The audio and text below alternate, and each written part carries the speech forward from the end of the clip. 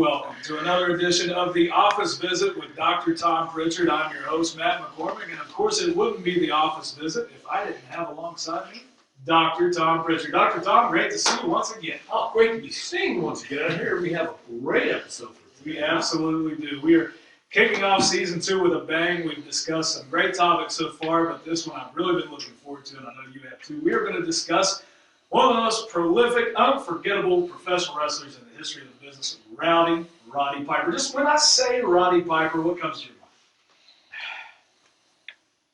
Great man, a mentor, a big brother, a man who has compassion, passion, and a love for what he does. He loves his family. He loves professional wrestling. He loves the business, but most of all, I think he loves the camaraderie that comes with professional wrestling. And for me, there was no greater influence and no greater admiration in a performer or a colleague in this business than Roddy Piper. For me. So it's safe to say that you know a little bit about Roddy Piper. Yes, so I did. Let's talk about Piper's upbringing. Let's talk about his beginning. He grew up, he was Canadian, right? Correct. And let's just start from the beginning. Start from scratch, Roddy Piper. Well, I really wish I could start from the very beginning, but I can't because I don't know that much about Roddy, except his father was a cop. I understand in Canada, he grew up in Canada. I do know that. And I know that he started at a very young age. I think it was 15, it has been reported or he said, in professional wrestling. So I remember seeing Roddy in the 70s wrestle in Houston, Texas. And there was a famous story he talks about in his book. And I was there this night. Only he says it was at the Coliseum in his book. It was at the Fondy Recreation Center in Houston, Texas, where Roddy was in the opening match.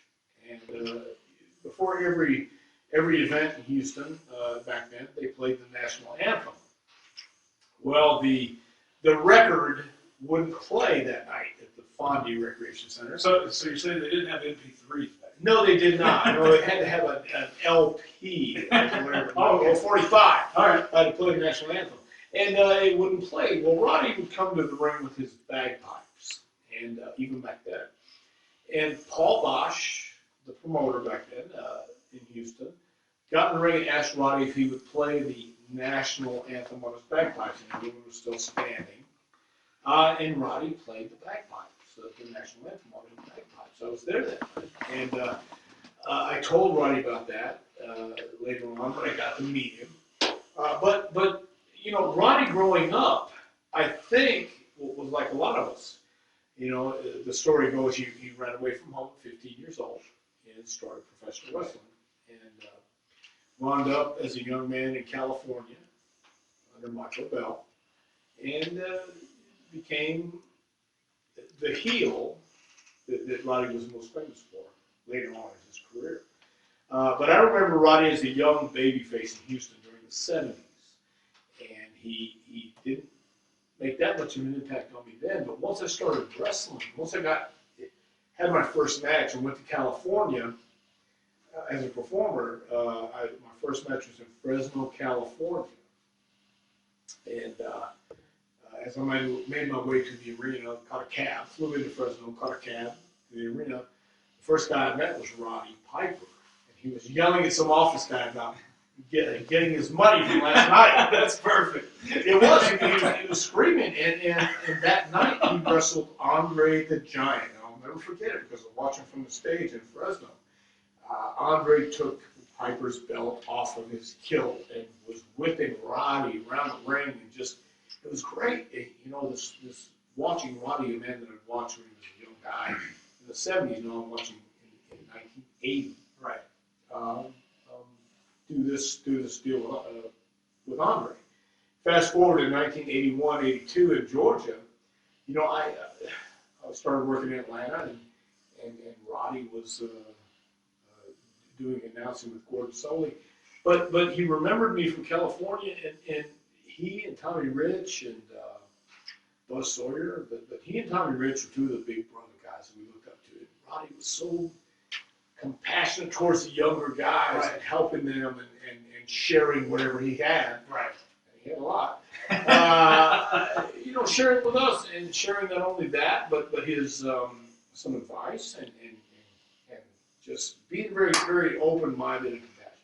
I'm going to use this as kind of a segue to somebody else on a side note. But Piper's first match was against Larry, the Axe Hennig. And I think it lasted about 17 seconds or 7 seconds. I can't remember which one. Larry Hennig, just real quick. I'm going to use this as an excuse to dive into the Hennig family. By all means, the first time I saw Larry Hennig was in Houston, Texas at Summit. And I was in the dressing room with promoter Paul Bosch, and I was 16, 17 years old at this time too. And again, as the assistant to Paul Bosch, Larry was putting his money in his boot, and Paul said, "That's a smart man right there." But Larry Hennig was one of those guys that I got to see periodically throughout my life and throughout my career.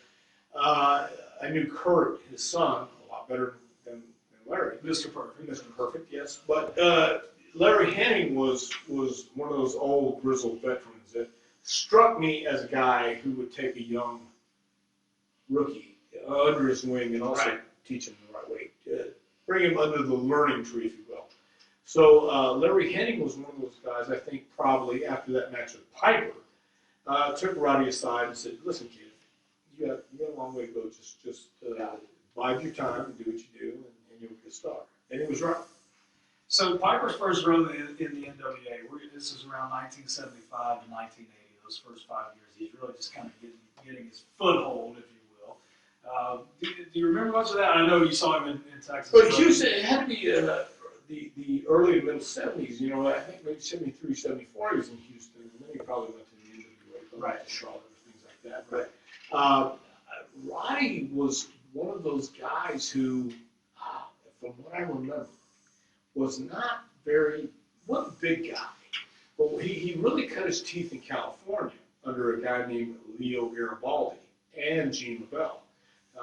He learned I believe the art and the booking process through Gino Garibaldi, who was booking for Mike LaBelle at that time. And he became a huge heel after Gino saw something in this young babyface in Roddy Piper. He saw that attitude, he saw that dynamic, and you could look at somebody and say, "You know what?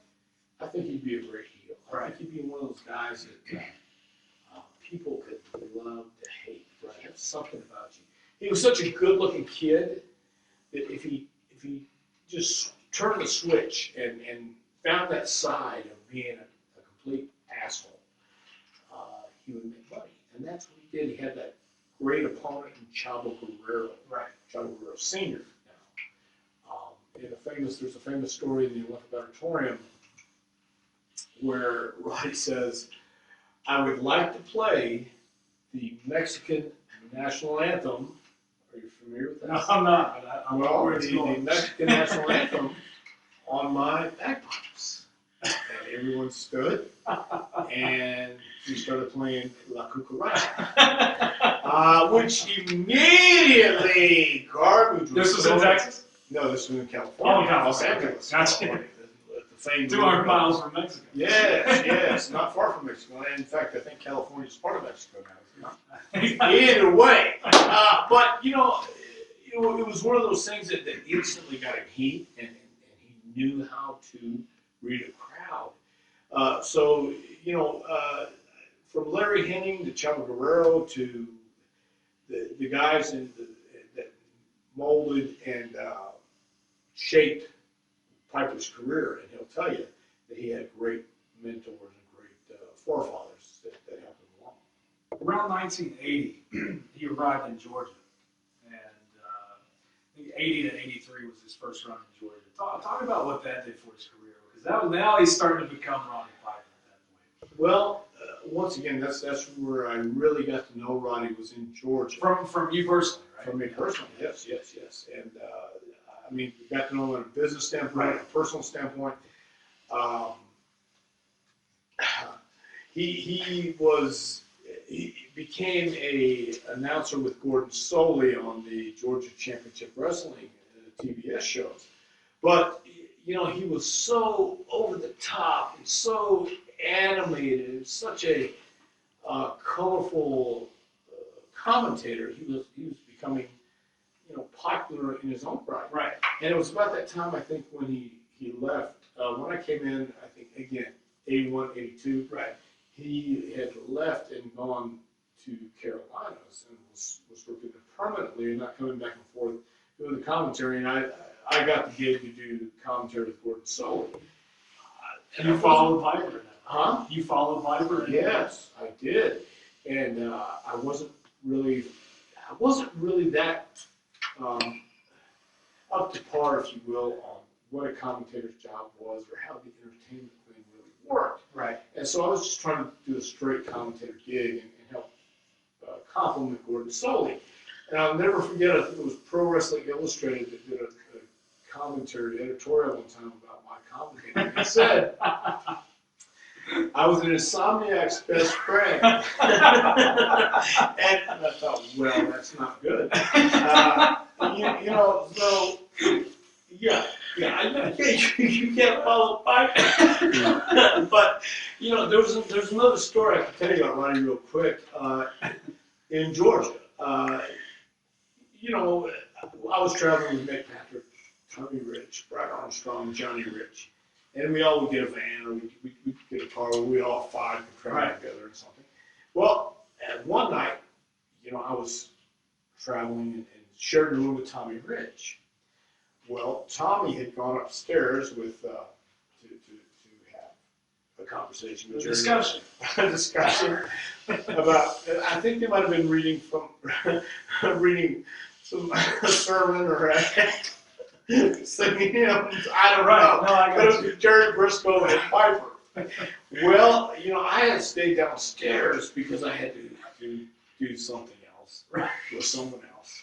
And, you know, after someone else left. About 2:33 in the morning, I hear this banging on my door. And I just ignore it because I think it might be that someone else. Right.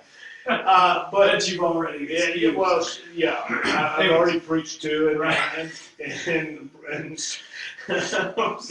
to, or whatever you do. Anyway, witness to. Sure. Yeah. Anyway, so it's banging on the door, and finally I get up after 5 minutes or whatever it is, and I look through the people, and there's Piper standing with Tommy Rich, who is soaked with beer, has a black eye. And I open the door, and Piper just throws Tommy into me. Does he shut the door? Well, no, I throws Tommy into me, and I go, Roddy, what happened? And he just keeps walking down the hall.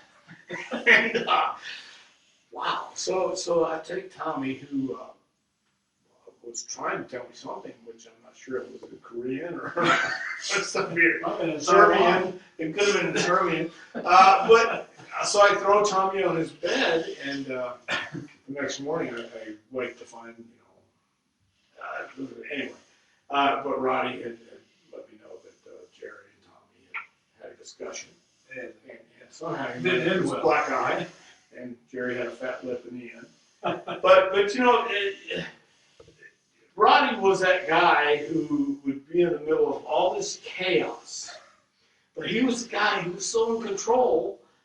When everybody else was going, what are you doing? Roddy's over there going, hey, what's up? That's why, people call me a poor man's Roddy Piper. But man, for Christ's sake, how could you not want to be like him? He was so cool, and yet nothing affected him, man. He was, there's another story real quick. Absolutely. That's okay. This is about Roddy Piper, so those stories are. But this is in Gary Hart's book, which I recommend highly. I think the work of Gary Hart is no longer with us, but Mark Lewin, who was a mentor of mine as well, and taught me the ways of life in this business before I got in this business. And Roddy, Mark Lewin is known for his excess, and Roddy is known for his excess. Yeah. And I've had the privilege of being with both in their excessiveness. and you can't hold a candle to either one. They're both very highly excessive. and they have this tolerance that is inhuman. Right. And Gary talks about in his book when Mark and Roddy were in the same territory, I believe it was Atlanta or Charlotte, that Flair threw a party at his house, and just to see who, have you heard this story? Who can out-party who? I never heard who won. If there is a winner, I think we're all winners in this, boys and girls, because, you know, it was incredible. But Roddy was never one of those guys that you would look at and just, well, we're all going good. He's going, hey, where's the party at? Nice, hey, come on. Since you mentioned Flair and Piper together, I don't know what the country was, but Flair talks about an overseas trip he took with Piper. Oh, yes. Where Flair negotiated with the promoter. Well, that, and it's a price. Flair gave his price, and Piper worked for a spittoon. A spittoon. Yes, of some substance. Some substance. I mean, yes. Oh my God. But you would hear that, and any normal person would say, let me just use the words, bullshit! It wasn't bullshit, it was real. Right. That was what was going on at that time. And let's just put a dollar amount on that spittoon. It was probably substantial. In the thousands. In the thousands. You know, and of course, to realize that that's the ridiculousness of the suggestion or demand, let's say that, is something to say, these guys will never agree to this, and they go, okay. Well then, if you're going to agree to it, we're going to do it. Absolutely. Yeah, and of course I think Rick dropped the belt. He did, but it never happened. It never happened. But then there's a dispute between 16 or 18 or 20 championships. Yeah, that was once you get past 2, to me, or let's go with 8. Once you get past 8, that's a little ridiculous to begin with. So, all right. So let's talk about Piper's run in WWF. Yes. This is what made Roddy Piper a household name. Look, to me, Roddy Piper was a household name. Oh, I know that. Yeah. But for this guy, Roddy Piper, to main event the first WrestleMania, to be the heel of heels, to be the guy that everybody started, to be the guy that smashed a gold record over David, what's his name? Cindy Lauper's manager. Okay, yeah, I'm with you. Me too. But to smash a gold record over his head, or Lou Albano's head, whatever he did, to make this impact is saying so much about his talent, his determination, his willingness and unwillingness to do anything but feature himself. And I love what Piper said.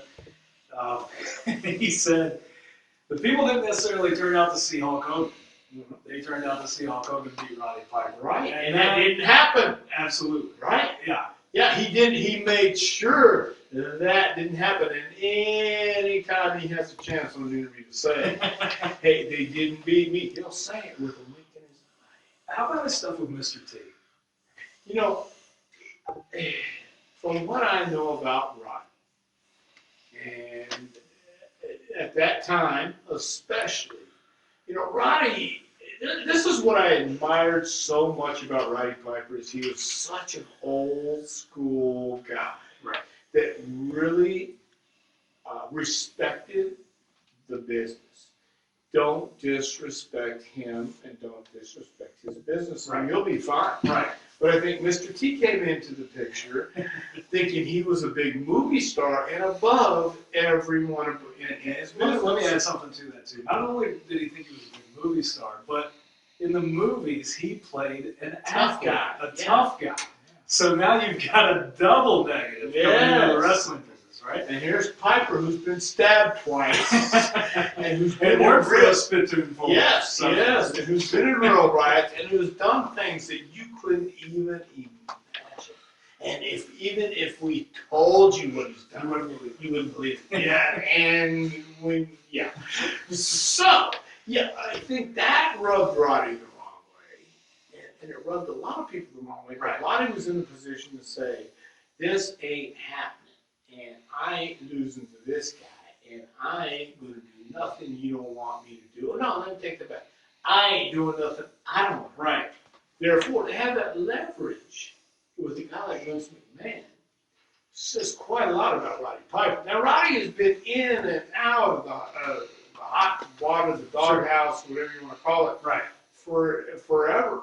And we'll get into some of that. Yeah, you're right. I mean, but that's what I'm saying. He just to be able to pull that off, you have to have that confidence. You have to have that belief in yourself, and Roddy did it.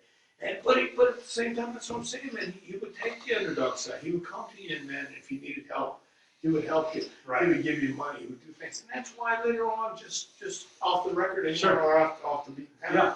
You know, I did adapt to his way of doing things, or not doing things, but in front of the camera, because it was just, that was who I wanted to be like, this Roddy Piper. But nobody could be like Piper. There's only one Piper. Well, you know what else, too, when you talk about how he treated other people? He came up with a T-shirt that said frats. And he treated wrestling as a fraternity. And he truly did. And if you talk to anyone who meets him today that's a part of the professional wrestling business, and this is what I love about Piper, he asks you if you were in wrestling. He understands if you were with it or not. And when he understands that you are with it, he treats you as an equal.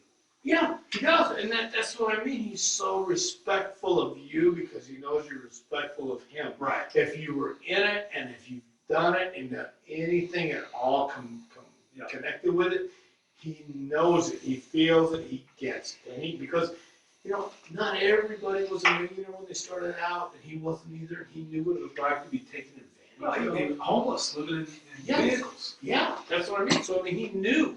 And he does know what that is, and he still has that respect and that honor back, which just makes him a rarity.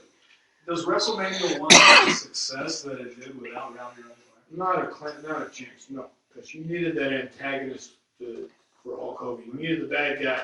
You needed Superman and whoever his devil was. And before I move on from his heel years in WWF, let's talk about him and Bob Orton. Because Ace, as he called it. Ace, yes. Those vignettes. You know, with Piper taking Orton to the doctor and all that. I mean, but first of all, I think before their time. Yeah. And second of all, really just so effective. And just got him over, got Bob Orton over, and just made the time period. Well, yeah, but, you know, it's because the closeness of Piper and Orton. It was because of the time. It was because of the environment. It was because of the story that they were trying to tell. And Roddy could see that. Yeah. You know, Roddy understood there is a reality and there is an entertainment value and part of this business. He has always understood that, look, I know what it takes to get someone to hate me. Right. I also know what it takes to get someone to relate to me. And that's what he did.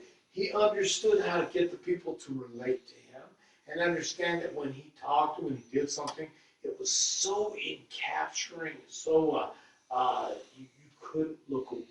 Right. You knew that Roddy Piper was his guy, and he was as real as it got, because when you got in the ring, you sense that danger about him. You sense that this guy is capable of doing anything as crazy as he's talking. You know, you don't know. I've heard stories. One of the best stories I've heard is a guy coming up to Roddy in a bar and challenging him, and the next thing you know, he's on the ground, and Roddy is ground and pounding him on his face, and he's fearless. He's not afraid to fight. He's not afraid to get in anybody's face. Doesn't care how big he is. And I have to say something here. I can remember, we're going to talk about Piper's Pit here in just a second. Andre the Giant was on Piper's Pit. Andre walks off the set, and Piper goes, "What an idiot." Calling Andre the Giant an idiot at that time. Are you kidding me? But Piper and Andre had such a bond and such a relationship. Right. I saw that in Fresno the first night I came in. Andre, if he didn't respect you, it didn't happen. You didn't get anything. Because if he didn't respect Piper, he would have walked back on the set. He would have killed him. Yes. He would have killed him. And that's why, you know, Andre and Piper had a great relationship. And Andre had a relationship with some of the guys like that. Not everybody, but, you know, Harley Race was another one. But Piper and Andre always had a relationship. Yeah. Piper's Pit. How important is that to just wrestling in general? Because we're talking about a interview segment. Groundbreaking. Yeah, groundbreaking. Yes. You want to talk about later on and Chris Jericho and the highlight reel and stuff like that, the barber shop, Bruce Beefcake, and so forth and so on. Piper's Pit, first of that. Yeah, the first of its kind, the first of a heel having his own platform. A heel, that is a great point too. Yeah. What a babyface that launched this thing. It was a heel. It was a heel because that's the greatest thing to have. And I think he had Frankie, was the first guest where he just kept messing with him. Was it the midget wrestler? No, it was a job guy. Okay. Jobbers, earlier. No, but it was Frankie Hester. No, Frankie, whatever his name was, the guy. But It wasn't Kazarian. No.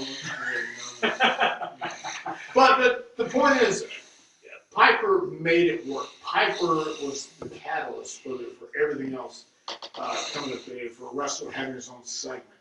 And the most, I guess, memorable one was Sucka. Absolutely. You know, the coconut. Let me just set the table for that. Roddy Piper, maybe now today, those would probably be considered some of the most racist statements. You think?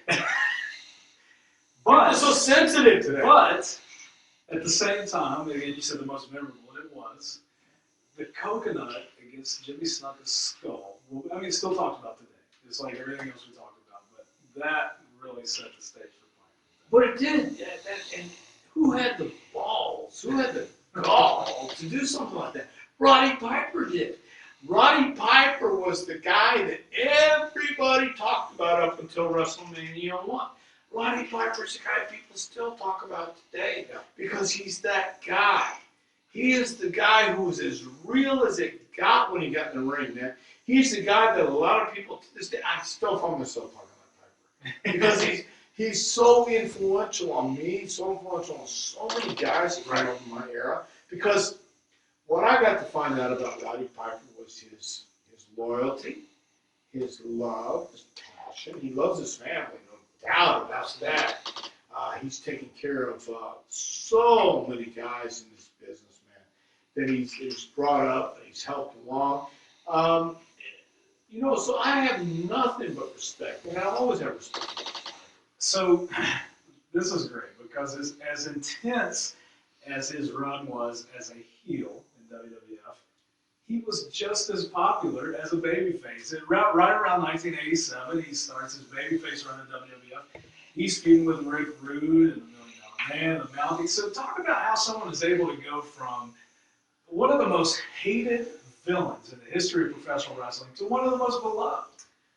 I think that goes back to the pendulum swinging so far over here that eventually, he's got to come back over here, man, because as much as you're going to hate that guy, eventually you're going to just love everything you hate about him, man.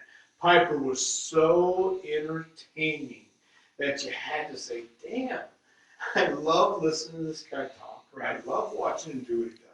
And just imagine if he does it against somebody that I hate even more. It's like what Orton's doing today.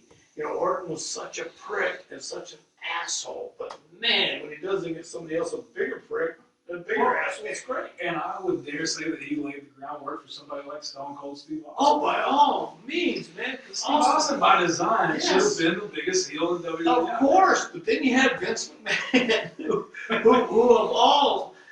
who would not love to give a stunner to their boss? Absolutely. Who would not love to kick their boss in the balls? I mean, who in the world? So yeah, that becomes the anti-hero, if you will. And then, of course, now when Vince comes out, people are bowing and people are saying, "All hail Vince McMahon." Well, for Christ's sake, make up your mind. But no. I mean, Vince is entertaining as well. That's what it comes down to. Do you have any? I mentioned Rick Rude, Ted DiBiase, and the Mountie, personal favorite of mine. Sure. With the taser. Sure. And Piper wears the shock-proof vest on Saturday Night Main Event. I love that. But is there anything else that sticks out to you in this babyface run? Well, it was just the fact that Piper getting cheered, because Piper was getting cheered in the Carolinas, and Piper was cheered elsewhere as well before he got to WWE. But he wasn't changing his attitude. He wasn't changing anything he The was same saying. person. Same person, same stuff. It was just to get somebody that you didn't care for. And you didn't care for this guy more than you cared for Piper. And that was it. You know, your biggest heel will always become your biggest baby face because it's evident. You know, again, that pendulum swings here, and then you swing over here, and it's like, wow. Right. That's the way it works. Right around 1996, Piper took on the role as president of WWF. Gorilla Monsoon had been put out of commission by Vader. I think he took some Vader bombs, and they put Piper into that position. And you were there at that Of time. course, yeah. So what was that like for Piper to step out of the ring? And we'll talk about when he stepped back into it, but just as the president role, how do you think he enjoyed it? I think he enjoyed it because Roddy has always enjoyed cutting promos. Roddy has always enjoyed telling stories. And Roddy Piper, in any role he has in wrestling, will always revert back to telling stories. And the best way Piper knows how to tell a story is on the mic. Right. And whether he does his best work, I feel, when he's not scripted. When you let Piper go and let him do what he wants to do, let him do what he does best, ad lib, that's the best Roddy Piper you're going to get. So as the president of the WWF, now that Gorilla Monsoon was out of action, out of commission, I think he enjoyed it. I believe he relished his role and reveled in that role. What was his relationship like with Vince McMahon? You know what? I think it was tumultuous. Is that a word? Yeah, tumultuous. But the other thing is, too, Vince also knew Piper was his own man, right? Yeah. So, Look, Vince has always said, if it's good for business, he understands. right. And We've seen that time and time again. Sure. And Piper, you know, I do remember there was a time where he went on Real Sports with Bryant Gumbel. Yeah, that wasn't good. No, and I think Vince was a little upset about that. Let Roddy Piper go home for a little bit, but Piper always comes back because it's best for business. Here's the guy, once again, Hogan, Piper, Orndorff, Bob Orton, Mr. T. They will always bring back as long as they're alive because they were the catalyst for what we're going on WrestleMania 31, excuse me. Yeah. They're still the guys, and they're the guys because they do what they do. They're also the guys because, and you may correct me if I'm wrong, but when Vince says that he bet everything he had on WrestleMania, he's really saying he bet everything he had on that main event. Hogan, All those guys you mentioned. T. He didn't bet it on the other card. He bet it on the main event. Correct. So Piper goes on HBO and says what he says, but Vince still remembers what he did to help put him on the map. Yeah, no, I do agree. I agree 100% with that, and I agree that I would think that Vince McMahon knows in his heart of hearts that without Piper, without Hogan, without Mr. T, without Bob Orton, Jimmy Snuka, all those guys, they were the guys that he was betting on. And you're 100% right. But Piper also knows that. And he's not going to stop for anything. That's what Roddy Piper does. So let me bring up a scenario to you. It's 1996, WrestleMania. You've got a feud building towards WrestleMania, and it's Razor Ramon and Goldust. It's got all bolts for Atlanta. You've got to change it up. Piper's been the president of WWF, but you need someone who can fill that in without letting it go by the wayside. So you stick Piper in there, and you have a Hollywood backlot brawl with Goldust at WrestleMania 12. I mean, Piper had done everything up to that point, and you thought that maybe his in-ring career stuff was done, and then you plug him right into that role, and I thought that he saved that position as far as on the card. Well, I don't know anybody else you could have put in there that could have saved that spot. Right. He understood the position. He understood what he needed to do, and there was nobody else with name value at that time in WWE that could have took the spot. So Roddy Piper did save that position. He did save that match. He saved that spot in WrestleMania. And you know, he'd been in Hollywood. He'd made some movies. And, Sure. yeah. It fit fit perfect. Absolutely. Yeah. And also want to mention that was his last night as president of WWF, and that was kind of his send off at the moment. Goldust puts him over, so to say, but it doesn't hurt Goldust, and it helps Piper at the same time. So it was beautiful. Well, Roddy was always good at taking care of Roddy. He understood if it was the right thing to do, he would do it. But if it was not the right thing to do, he was going to make sure to do the right thing. And it was always for Roddy. I want you to name right now, off the top of your head, tell me some guys that have pinned Roddy Piper clean. I really can't. Piper understood. Can you come up with one? I can't. I I really can't. Not Has Piper ever been pinned clean besides Larry the X-Hennig? Well, you know, in Texas, I'm sure he did. He was not in any strong But position. you can't remember it. I can't. I really. Bret Hart. No, that was a DQ. I think. Oh, okay. I mean, I really can't. You know. All right, so let me ask you this: would you look at? Are there people that look at Piper and say, "Man, you should have done the job for some people along the way"? Well, you know what? Here's the thing that I've learned throughout my years, and again, it's over 30 years of wrestling, going on 36 years actually.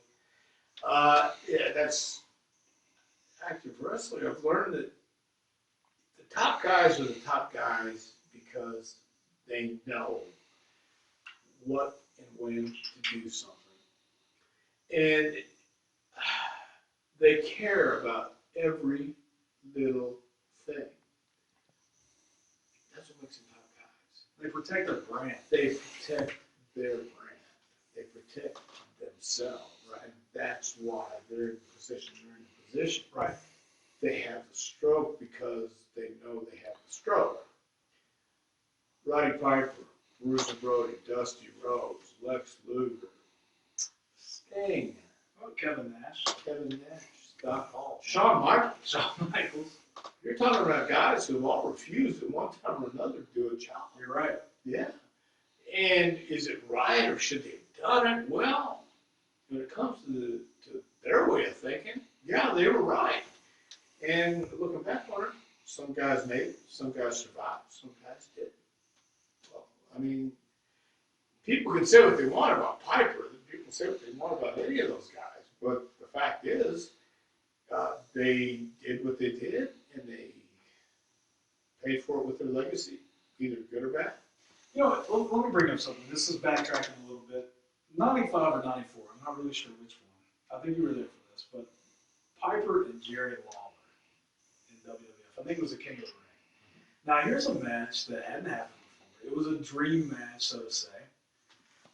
And among people who are familiar with wrestling and love wrestling, it was a dream match and looking forward to it. And then it happens, and it wasn't that great of a match. And both guys will tell you that. Why do you think that was? Once again, Jerry Lawler is in the same vein as Roddy Piper. Jerry Lawler doesn't like to lose, and Roddy Piper won't lose. So I think that's what happened.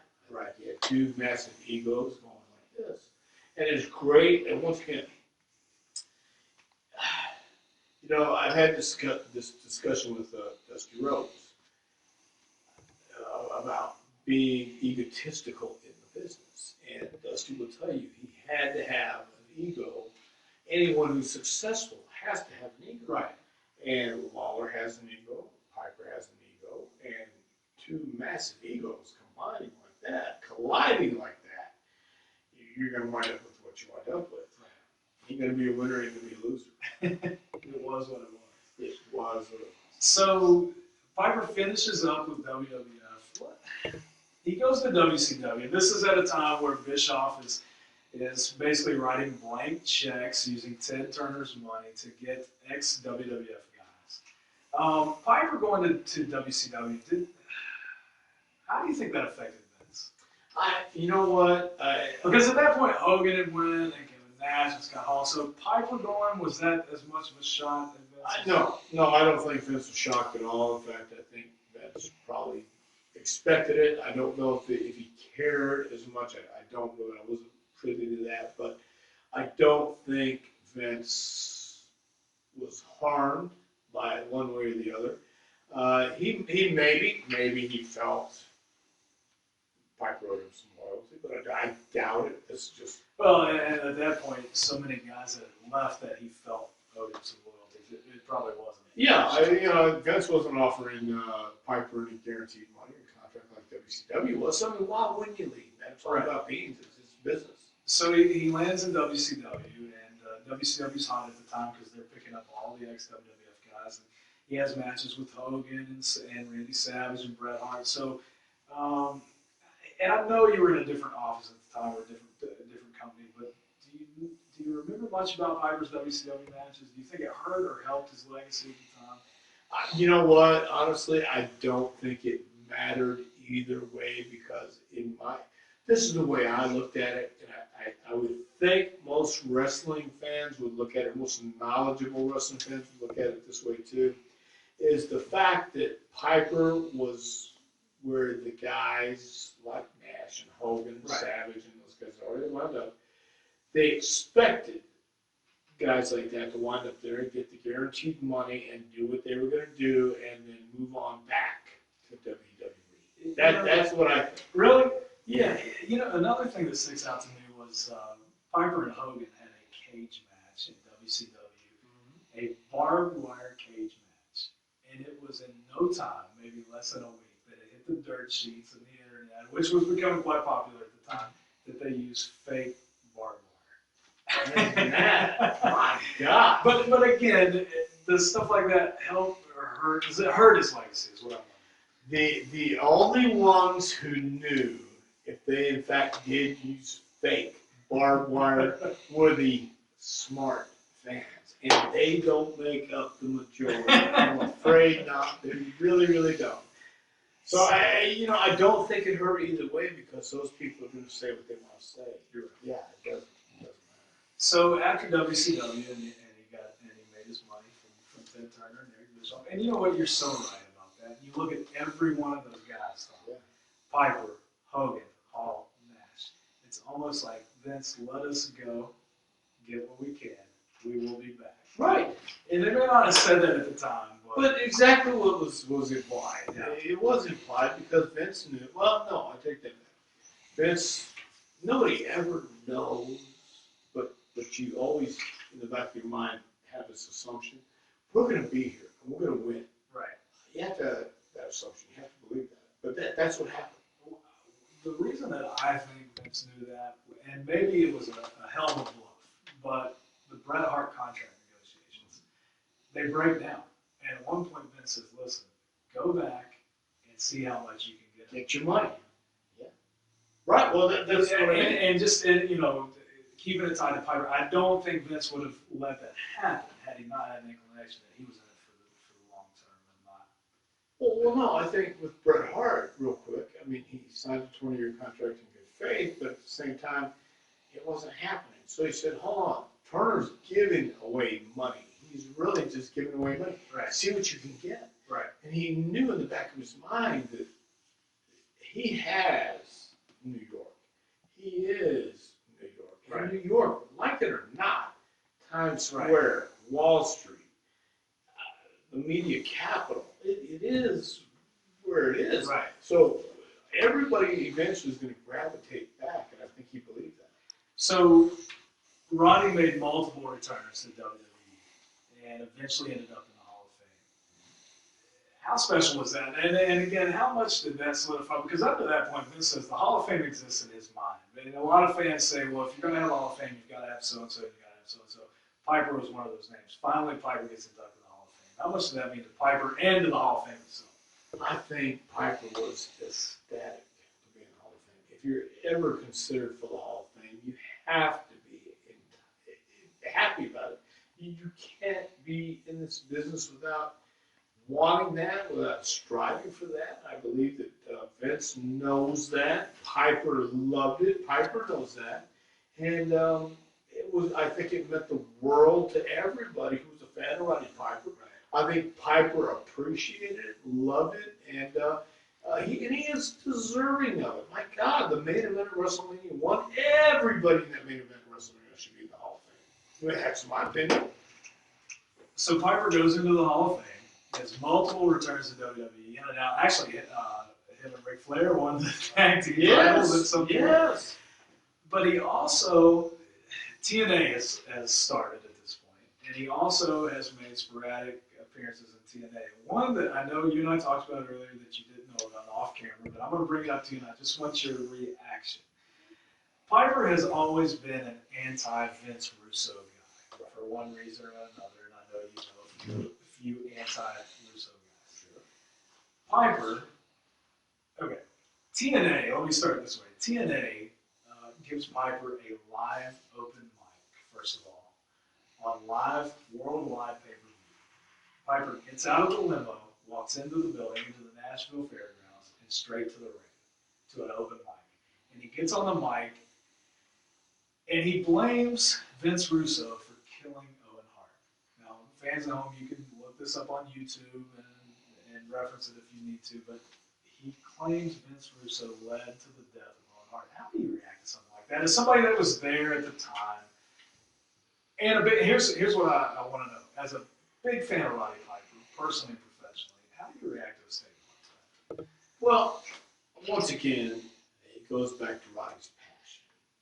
And I think Roddy being passionate about the business and watching a guy like Vince Russo do what he did, which some people call it shock TV or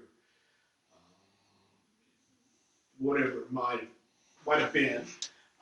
I think Roddy might have taken offense to a lot of things Vince Russo did, but you can't blame Vince Russo for the death of Owen Hart. Although I'm sure Roddy believes in his heart of hearts what he said, I don't believe that. I can't. Was he out of line for saying something? No, you know what? I don't think Roddy was out of line. I think Roddy truly believes that. I think Roddy's okay with that. But to be out of line, no, man. But in my opinion, of course, Roddy can believe whatever he wants to believe. Right. He has that right. Right. And he will, right? Certainly, by all means. But I just don't think. I think a lot of times Roddy will say what he truly believes and let it stand. But I don't, in my opinion, you can't blame Vince Russo for the death of Owen Hart. I don't think Vince ever wanted, no one wanted that to happen, for Christ's sake. But did he want Owen to do the stunt? Of course. Did Owen agree to it? Yes. Did it happen? Yeah, but nobody wanted it to. And is that another example of the boys lumping all the bad Sure. together? Sure. And then you have someone to pinpoint it on because Vince Russo is the epitome of that late 90s. Yeah, but you know what, man? Here's what I've learned. Again, you're never going to have 100% support, no matter Right. who you are. Some are going to love you, some aren't. But you know, Vince Russo was the devil to some and the savior to You're others. exactly right. Yeah. So I mean, you know, but was Roddy wrong? Was he out of line for saying what he thought? No, not at all. Because that's what Roddy feels in his heart. And if he feels that way, look, my good friend Jim Cornette hates Vince Russo. It's nice. He does? Yeah. Wait just a So, second. yeah, one more second. but the point is, you know, is he wrong for feeling that way? No, not at all. He's entitled to the way he feels. Roddy's entitled to feel that way. Is Roddy right? Well, in my opinion, the way I feel, no, because it wasn't. To blame someone isn't the way to do it. I don't believe. I'm not going to say it's inappropriate, Right. but it isn't something that you should pin on someone. Let's also say this real quick. You were there at the time. Yes. When that happened. Yeah. And Roddy probably wasn't. Correct. So, from another perspective, Roddy's kind of the outside looking in. Yeah, but the thing is, you run through what you're going to do that night. They ran through what they're going to do that night, and of course, once again, it was a tragic thing, and Owen didn't deny. Owen didn't decline doing it. He had done it before, right? Sure. I don't think that high up. Okay. But he had done it. And it was one of those things with the new clip on the. And that came up in legal cases. Correct. So I mean, and it's a horrible thing to pin on someone and have to say it's your fault. Right. Well, no, it's a tragic accident that happened that no one wanted to happen. But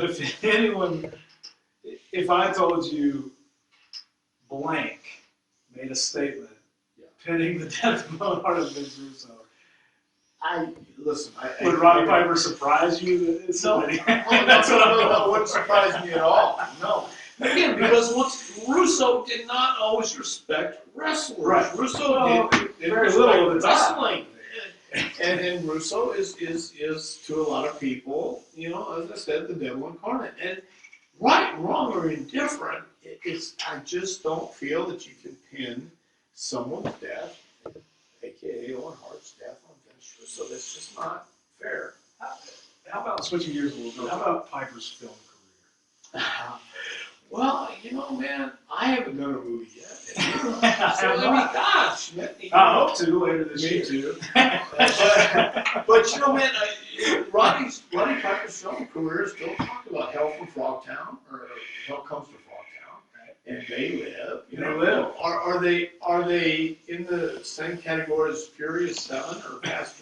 No, but you know what, man? The guy was one of the first. Mil Moskowitz and Osato were probably the first. But the guy was one of the first to make movies from, crossovers. From that generation 30 years ago. So, gosh, man, look, I'll give it to him. The guy has come a long way. Is not just a professional wrestler. How about what is Roddy Piper's present day contribution to the wrestling business?